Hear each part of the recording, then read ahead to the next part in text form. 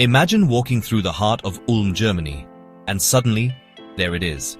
Rising dramatically above the city, Ulm Minster isn't just a church.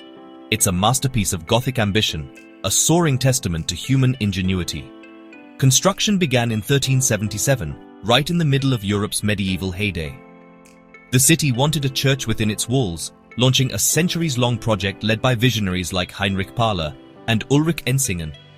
By 1405, the Minster was consecrated, but plans for the colossal spire were paused, thanks to the upheaval of the Reformation and some empty city coffers. Fast forward almost 300 years, yes, 300, and work resumed.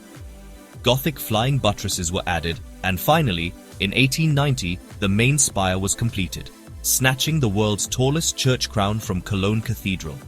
That title?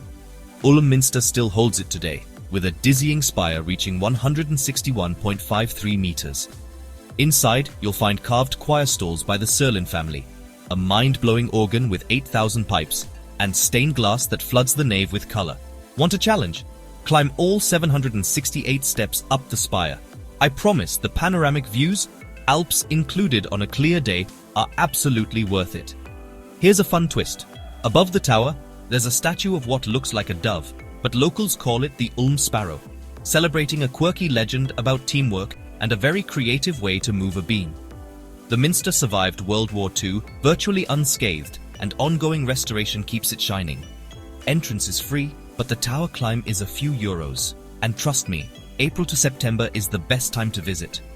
Ulm Minster isn't just the tallest church, it's the soul of a city, built by its people, and an architectural marvel that still inspires awe. See it for yourself, and you'll never forget it. Like and subscribe for more amazing destinations.